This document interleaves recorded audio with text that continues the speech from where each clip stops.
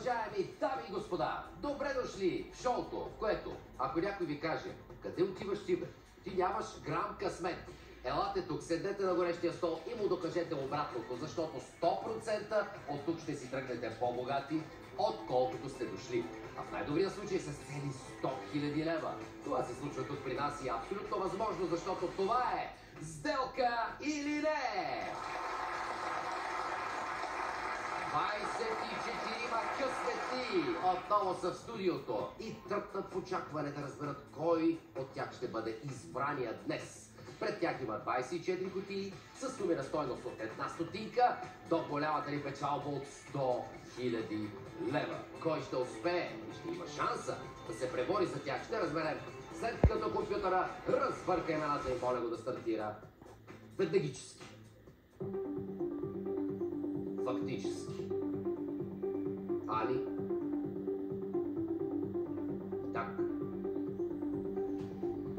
Лорче. Много сме елегант. Оншанте. Силве. До кога така? Рози. Стефчи. Роси. Алекс. Да видим кой ще играе днес. Разбираме го след 3, 2, 1. Сега. Силвия Анова от Стара Загора. Майко мила, не мога да повярвам. Бабо, ще не го очаквах. И аз. И с моята рождена дата излизам. Силвия, аз бях 19 номер в училище. Много често. Значи има нещо. Има нещо, Силвия. Абсолютно изглеждаш шокирана, изненадана. Абсолютно. И не на себе си. Значи след толкова много участие съм получила професионално изкривяване. Че вече си стоиш там и си зад кутията. Не, ти слушай какво. Вкъщи, като гледам предаването, пред телевизора стоя права и като се отвори малка сума и ръкопляскам. Верно. Да. Виж, Силве, и сумите, за които играеш, преди да усетиш атмосферата тук. Да ги видим. Верно ли стоиш права вкъщи и ръкопляскаш на хората? Така е. Припомня ти някои важни и възлови неща, всичко друго си го знаеш. Едната стотинка, важна за банкера, да не я гледа, махай я бързо. 25 лева, да не ги гледам аз, защото съм забелязал, че само тогава, когато ни няма, върви играта като хората, не е задължително, но е препоръчително. Отдясно, под 5000, пазиш всичко, не си главната роля. Готова ли си? Готова съм. Започваме играта на Силвия, сделка или не, сега!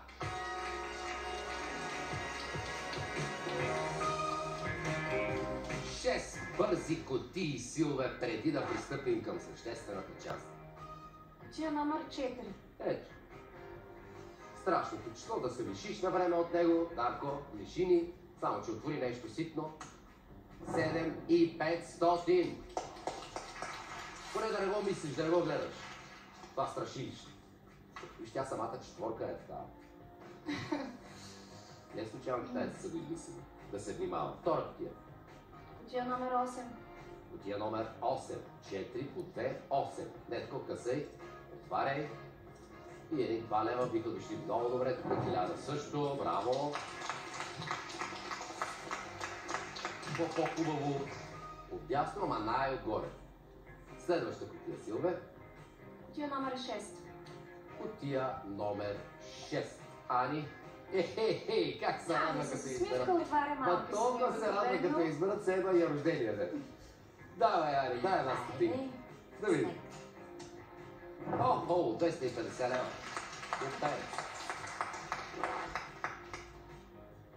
Браво, Силве.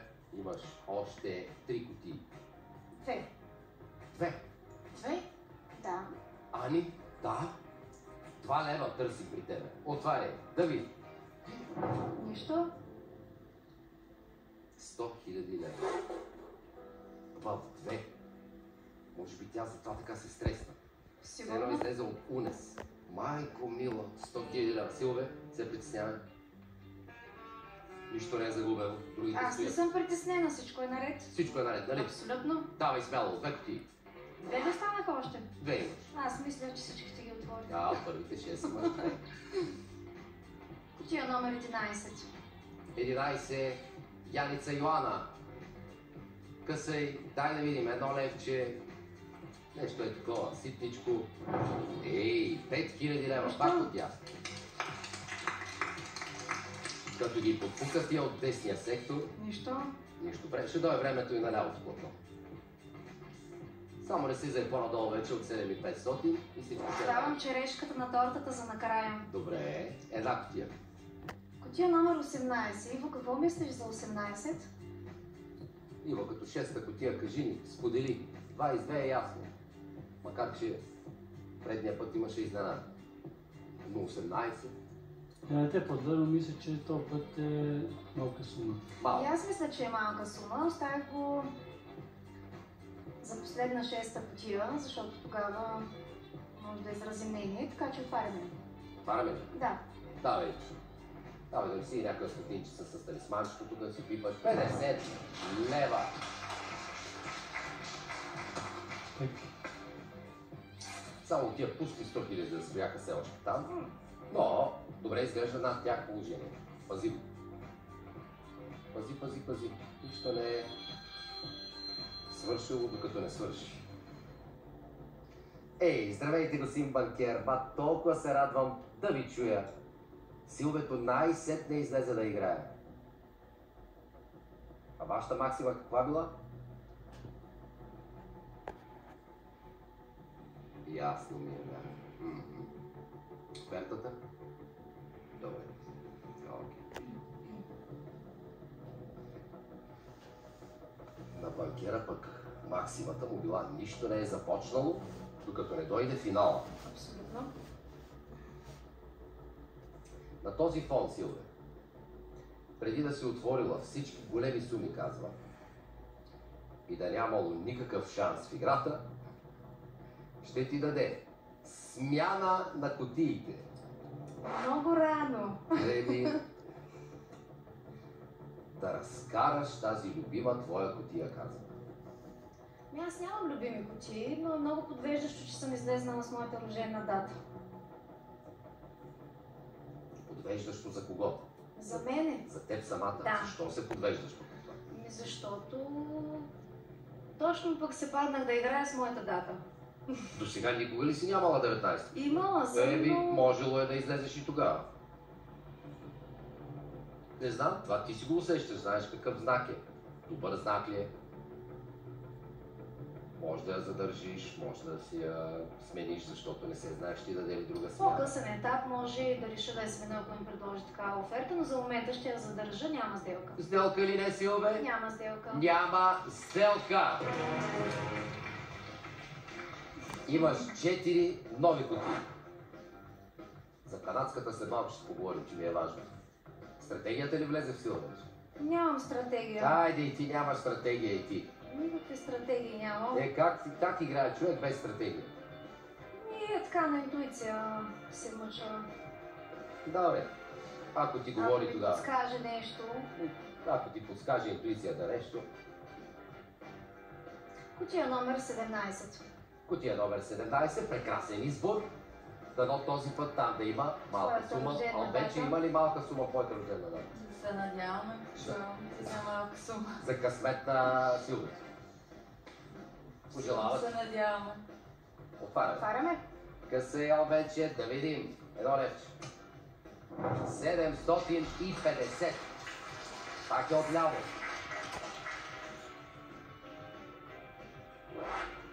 Три кутии.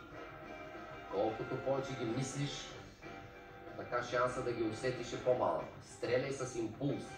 Ако нямаш стратегия, аз не вярвам. Кутия номер 14. 14. Марийче, кое те прави толкова радостна и щастлива?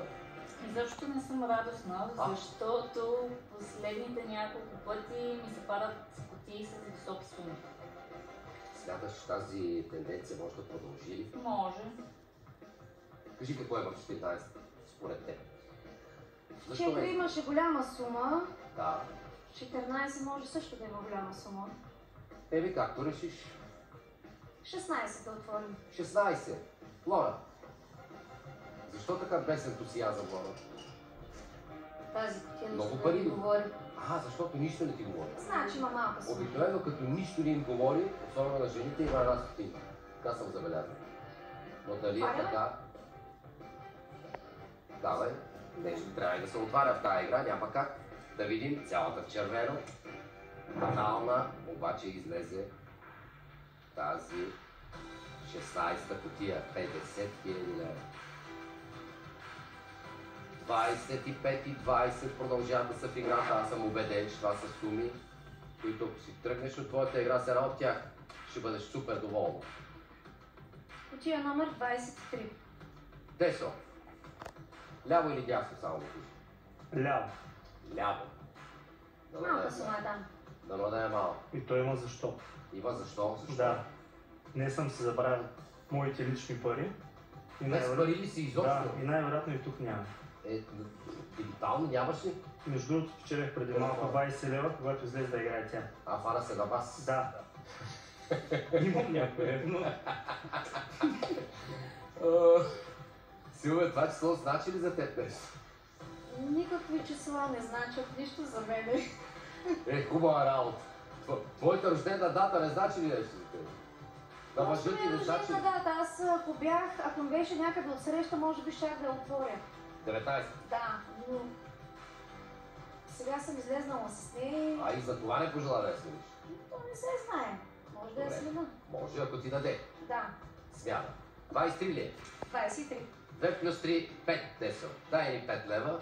Забрал си парите, ще Горе-долу отслужа колкото после. имам в мен. Да видим. Ако са толкова суми.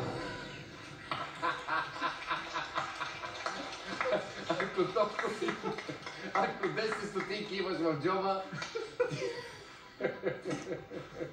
ти доби рече и за градския транспорт не можеш да вземеш. Кутия номер 22. Ох. Цецо, 22, високоволтово кралско число. Дано усещането ти е правилно, а какво всъщност е то? Мърда нещо вътре. Шаба ли? Що мърда значи е стотинка. Те се клатушка. Може да е малко по-живичко. Малко по-живичко. Нищо, отваряме. Това ли е? Да. Късе, Цецо. Силве, 2 и 5 лева не са излезли от твоята игра. Ще излезнат. Кога? За кога? Чакай, Цецо, чакай. 2 лева в кутия 22. Възможно ли е? Или не? Веднага след рекламите по Нова телевизия!